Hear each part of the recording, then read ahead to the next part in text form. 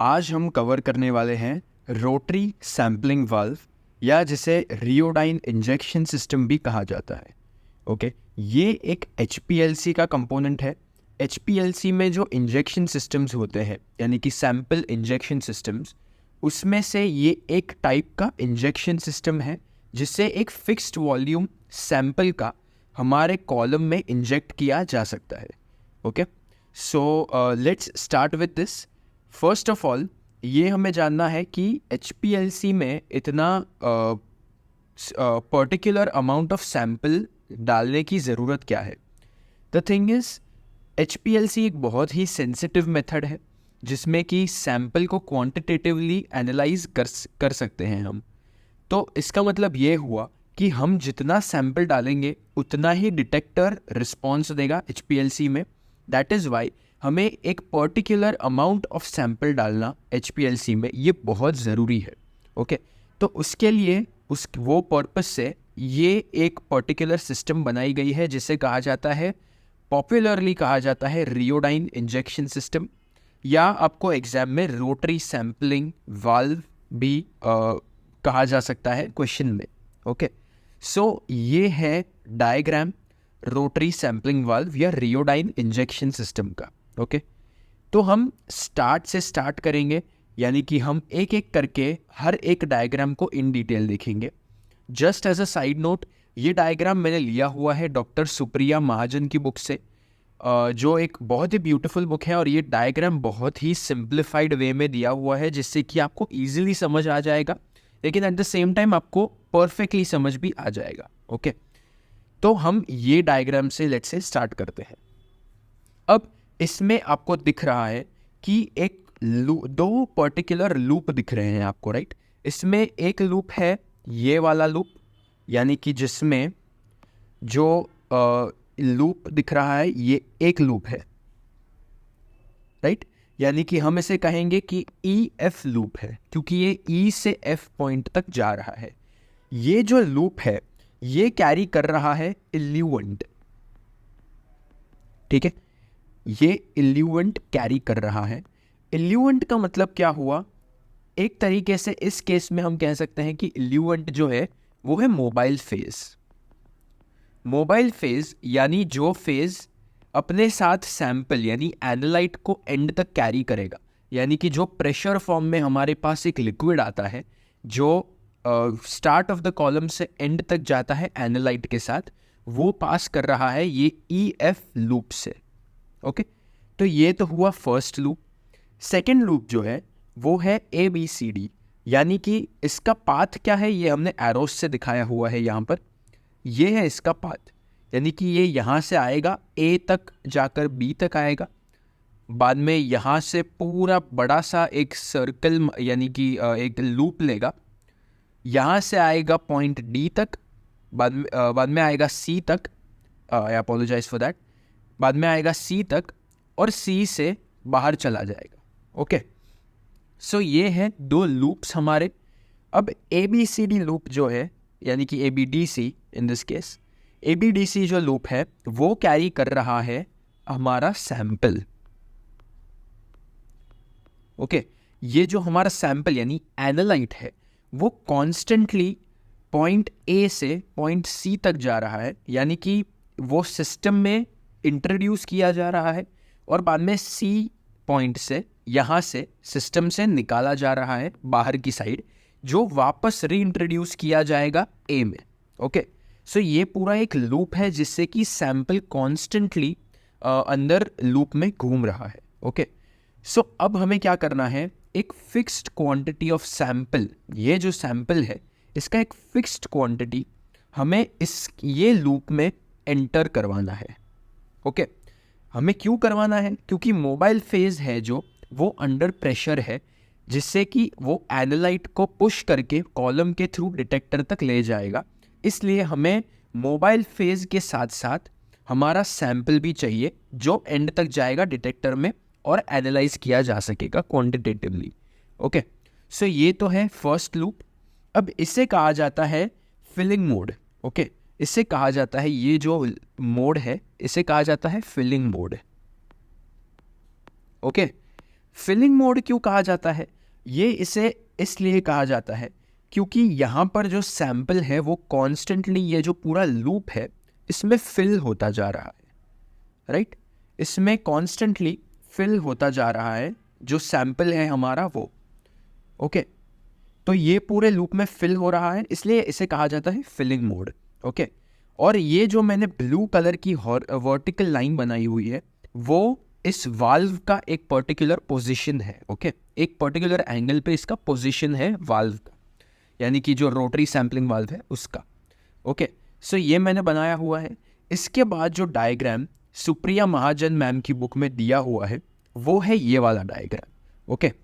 अब ये डायग्राम जो है ये जब हमने वाल्व को 45 डिग्री से रोटेट कर दिया उसके बाद का डायग्राम है।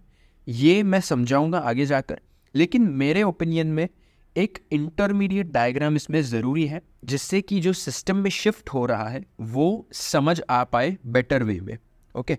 सो ये हमने कवर किया, ये पूरा लूप है, ओके? हम अब क्या करेंगे, ये जो पोजीशन है वाल्व का इसे हम शिफ्ट करना स्टार्ट करेंगे इस डायरेक्शन में, ओके? अगर इसको हमने इस डायरेक्शन में शिफ्ट करना स्टार्ट किया तो ये जो पूरा लूप, ये अंदर का जो लूप है, ये जो सर्कल आपको दिख रहा है उसके अंदर का जो लूप है, ये जो लूप्स है ये भी शिफ्ट होना स्टार्ट हो जाएंगे सेम डायरेक्शन में, राइट? थोड़े थोड़े शिफ्ट होना स्टार्ट हो जाएंगी सेम डायरेक्शन में। तो इसे रिप्रेजेंट करने के लिए मैंने एक और डायग्राम बनाया हुआ है जो है ये, ओके? अब इन दोनों डायग्राम को अगर हम कंपेयर करके देखें तो इसमें हम देख सकते हैं कि जो ये मेन वाल्व है उसका पोजीशन थोड़ा सा चेंज हुआ है, अप्रॉक्सीमेटली 30 डिग्री शिफ्ट हुआ है ये वाल्व का, अप्रॉक्सीमेटली, ओके? मैंने बहुत परफेक्टली नहीं बनाया है लेकिन अप्रॉक्सीमेटली आप देख सकते हैं 30 डिग्री शिफ्ट हुआ है, लेट्स से। तो ये जो ये अंदर के लूप्स हैं ये भी थोड़े शिफ्ट हो गए ये तरफ, राइट? आप देख सकते हैं कि अराउंड एंड अबाउट 30 डिग्री इनका शिफ्ट हुआ है इनसाइड द लूप, ओके? अब इस चीज़ से क्या हुआ, इससे क्या फ़र्क पड़ गया? इस चीज़ से फ़र्क ये पड़ा कि ये जो लूप है वो डिस्कनेक्ट हो गया, राइट? ये जो ई पॉइंट है वो एफ पॉइंट से डिस्कनेक्ट हो गया। जो यहाँ पर कनेक्शन क्लियर दिख रहा था ये वाला, वो कनेक्शन अब इसमें नहीं दिख रहा क्योंकि ये शिफ्ट हो गया है, राइट? तो ये तो हुई पहली चीज़। उसी के साथ साथ ये जो सी डी का जो कनेक्शन है वो भी ये साइड शिफ्ट हुआ अप्रॉक्सीमेटली 30 डिग्रीज, जिससे कि ये भी बीच में आ गया, राइट? ये जो पॉइंट है सी पॉइंट उसके बीच में ये लाई कर रहा है, उसके आसपास, राइट? सो ये हो गया सेकंड वाला। और थर्ड लूप जो है ये वाला लूप, ये भी थोड़ा सा इस साइड शिफ्ट हो गया, जिससे कि आप देख सकते हो कि ये भी कनेक्शन ब्रेक हो गया है, ये दोनों कनेक्शंस ब्रेक हो गए, राइट? यानी कि यहाँ ए पर से जो बी तक जा रहा था वो कनेक्शन ब्रेक हो गया, यहाँ पर जो ए से बी तक जा रहा था इस तरह से वो अब ब्रेक हो गया, यानी कि ये लूप रहा नहीं, ओके? सो ये है इंटरमीडिएट डायग्राम। अब ये इंटरमीडिएट डायग्राम एक्चुअली में देखने नहीं मिलता, मैंने सिर्फ ये समझाने के लिए बनाया हुआ है। इसके बाद आता है जो सेकंड डायग्राम, हमारे थर्ड डायग्राम हमारे पास है जो सुप्रिया महाजन मैडम की बुक में है। ये है 45 डिग्री शिफ्ट अप्रॉक्सीमेटली, ओके? अब ये 45 डिग्री शिफ्ट से क्या होगा, अब हमने यहाँ पर 30 डिग्रीज किया था, राइट? यहाँ पर जो नॉर्मल था वो उससे 30 डिग्रीज हमने यहाँ पर शिफ्ट किया, तो इसका मतलब क्या हुआ कि ये सब यहाँ थोड़े से इस साइड शिफ्ट हो गए, राइट? तो इसी तरह हम अगर और भी ज़्यादा शिफ्ट करें 30 डिग्री से हम अगर 45 डिग्रीज तक जाए तो आप देख सकते हैं कि ये वाला जो है ये पोर्शन ये थोड़ा सा और यहाँ पे शिफ्ट होगा, ये पोर्शन थोड़ा सा और यहाँ पर शिफ्ट होगा, और ये पोर्शन थोड़ा सा और यहाँ पर शिफ्ट होगा, ओके? सो ये आप देख सकते हैं आगे के डायग्राम में जो आपको दिख रहा है कि ये अगर इस साइड शिफ्ट हो गया तो इस केस में क्या हुआ कि जो F और D है, F और D ये दोनों कनेक्ट हो गए, राइट? पहले जो E और F कनेक्टेड थे उसके बदले अब F और D कनेक्टेड है। इससे होगा क्या, हम ये भी देखेंगे आगे जाकर। इसी के साथ साथ आप देख सकते हैं कि पहले जो C और D कनेक्टेड थे उसके बदले अब A और C कनेक्टेड है, राइट? और आप देख सकते हैं कि पहले ई और बी जो कनेक्टेड थे, ई और बी जो कनेक्टेड नहीं थे पहले, एक्चुअली सॉरी, बी और ए जो कनेक्टेड थे, यहाँ पर बी और ए जो कनेक्टेड थे, उसके बदले में अब देख सकते हो कि ई और बी कनेक्टेड हो गए। ओके, अब इससे होगा क्या, एक बहुत ही ब्यूटीफुल चीज़ होगी इससे। ये बहुत इतना अच्छा कंसेप्ट है कि आप देखोगे तो आपको भी लगेगा कि क्या सोचा है। ओके, सो इसमें आप देख सकते हैं कि इसमें इल्यूएंट कॉन्स्टेंटली ये लूप से जा रहा था, राइट, पास हो रहा था इस, और ये वाले लूप में कॉन्स्टेंटली सैंपल पास हो रहा था जो फिल हो गया था ये पूरे लूप में, राइट। ये हमने देखा था। ये डायग्राम में आप क्या देखोगे कि ये जो इल्यूएंट यहाँ से जा रहा है, ये इल्यूएंट जो जा रहा है यानी कि मोबाइल फेज जा रहा है, MB लिख रहा हूँ मैं, मोबाइल MP, मोबाइल फेज के लिए MP लिख रहा हूँ मैं, वो जो जा रहा था अब ये पास करेगा इस डायरेक्शन में, राइट। इस डायरेक्शन में ये पूरा पास करेगा, यहाँ से जाएगा यहाँ पर ये पूरा लूप क्रॉस करेगा और बाद में फाइनली जाएगा बाहर यहाँ से, यानी कि F से जो बाहर जा रहा था वो भी सेम ही है, F से बाहर जा रहा है, राइट। तो इससे क्या होगा, इससे एक बहुत ही ब्यूटीफुल चीज़ होगी। इससे होगा ये कि इस लूप में जो सैंपल भरा हुआ था, ये पूरा लूप आप देखते रहिएगा, इस लूप पे ध्यान दीजिएगा, यहाँ पे सैंपल भरा हुआ था, राइट। हमने देखा था कि यहाँ पर सैंपल भरा हुआ है ये पूरे लूप में, इसमें भी और इसमें भी, और यहाँ पर आगे भी था, ऑब्वियसली ये जगह पर भी सैंपल था, बट इस केस में हम वो हाईलाइट नहीं करेंगे। हम इसमें देख सकते हैं कि ये पूरे लूप में सैंपल भरा हुआ था, राइट। हमने ये देखा था कि सैंपल कॉन्स्टेंटली पास हो रहा था फिलिंग मोड में, ओके। और यहाँ पर इल्यूएंट पास कर रहा था, इल्यूएंट, राइट। यहाँ पर हम क्या देखेंगे कि जो सैंपल था वो तो इसमें रिटेन होगा ही, ये वाले में, ये जो यहाँ पर शिफ्ट हुआ है पूरा, इसमें सैंपल रिटेन रहेगा, यानी कि इसमें अभी भी सैंपल है, राइट। ये पूरा सैंपल से भरा हुआ है। और ये हम लेट से रेड कलर से अगर सैंपल को दिखाएं, इस केस में लेट से ये रेड वाला जो है वो पूरा सैंपल है, ओके, ये लूप में। तो यहाँ पर आप देख सकते हैं कि ये पूरा जो है ये रेड कलर का, ये अभी भी सैंपल से भरा हुआ है, क्योंकि इसको डिस्कार्ड नहीं किया गया था जब वाल्व शिफ्ट हुआ, राइट। ये पूरे में सैंपल है और यहाँ पर इल्यूएंट कॉन्स्टेंटली बाहर जा रहा है, ओके। इससे आप देखेंगे कि इससे क्या हुआ, ये अभी भी पास कर रहा था, राइट, ये भी सैंपल था। तो ये जो सैंपल है ये अभी भी यही लूप से पास करेगा, लेकिन इस केस में ये C से डिस्कार्ड हो जाएगा, राइट। इस केस में आप देख रहे हो कि यहाँ से सैंपल आएगा A से और C से इमीडिएटली डिस्कार्ड हो जाएगा, ये सेकेंड लूप बन गया। लेकिन जो फर्स्ट लूप था उसमें आप देख सकते हैं कि जो वाइट कलर जो दिखाया है मैंने, वो जो इल्यूएंट है, और रेड से मैंने जो सैंपल दिखाया है, ये दोनों मर्ज हो गए, राइट।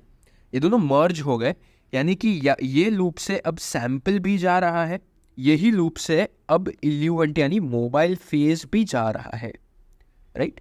तो ये पूरा सिस्टम एक तरह से इंजेक्ट करना बोलते हैं इसको कॉलम के अंदर, क्योंकि इस केस में अब क्या होगा, ये F से जो जा रहा था ये कॉलम की तरफ था, ये इल्यूएंट जो जा रहा था ये कॉलम की तरफ जा रहा था, राइट।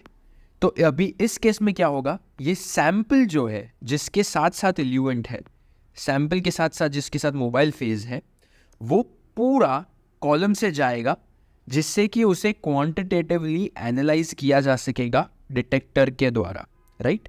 सो इसमें हमने बेसिकली एक लूप स्विच किया by changing the angle of the valve, जिससे कि लूप स्विच हो गया, जिससे कि सैंपल ये पूरे लूप में एंटर कर गया जो कॉलम में एंटर हो सकता है अब, राइट। अब इसमें फिक्स्ड क्वांटिटी ऑफ सैंपल कैसे गया अंदर, तो वो मैं आपको दिखाता हूँ। अब आपको पता है कि ये जो सैंपल इसके अंदर था इसकी लेंथ फिक्स थी, राइट। ये पूरे वायर की, मैं जो ये ब्लू कलर से बनाऊंगा, ये वायर की लेंथ फिक्स्ड थी, राइट। ये पूरे वायर की लेंथ फिक्स्ड थी। तो इसमें एक पर्टिकुलर अमाउंट ऑफ सैंपल रहा होगा, ये पर्टिकुलर अमाउंट ऑफ सैंपल अब जा रहा है कॉलम में, क्योंकि लूप स्विच हो गया, यानी कि लूप का डायरेक्शन चेंज हो गया। तो एक जो फिक्स्ड अमाउंट ऑफ सैंपल ये लूप में प्रेजेंट था, वही सेम अमाउंट ऑफ सैंपल अब जा रहा है कॉलम की तरफ, जिस वजह से हमारे पास एक ऐसा सिस्टम आ गया जिससे कि हम एक स्पेसिफाइड क्वांटिटी ऑफ सैंपल, एक required quantity of sample system में इंजेक्ट कर सकते हैं, कॉलम में इंजेक्ट कर सकते हैं। तो ये है रियोडाइन इंजेक्शन सिस्टम। ये एक इंटरमीडिएट स्टेप मैंने बनाया था, वो है ये। आपको एग्ज़ाम में बनाने की ज़रूरत नहीं है ये वाला, लेकिन ये दो आप ज़रूर बनाना, और उसी के साथ साथ लूप को नाम ज़रूर देना, और ये एरोज़ जो है, डायरेक्शन एरोज़ का, वो खास ध्यान में रखना, क्योंकि अगर वो एरोज़ का डायरेक्शन रॉन्ग हो गया, इसका मतलब कि एग्जामिनर समझेगा आपको कुछ भी समझ में नहीं आया है। Okay, so keep that in mind, ये एरोज़ का डायरेक्शन सेम रखना। Another thing, last thing that I want to mention, ये जो सिस्टम का कॉन्फर्मेशन हमने देखा, इसको कहा जाता है loading mode. Okay, as compare to जो फिलिंग मोड हमने देखा था, ये फिलिंग मोड में जहाँ पर सैंपल कॉन्स्टेंटली ये वाले लूप में फिल हो रहा था, राइट, ये वाले लूप में कॉन्स्टेंटली सैंपल फिल हो रहा था। अब क्या हो रहा है, ये सैंपल जा रहा है ये लूप से और लोड हो रहा है कॉलम पर, इसलिए इसे कहा जाता है लोडिंग मोड। ओके, सो ये है रोटरी सैम्पलिंग वाल्व, या फिर इसे रियोडाइन इंजेक्शन सिस्टम भी कहा जाता है। Thank you so much for watching.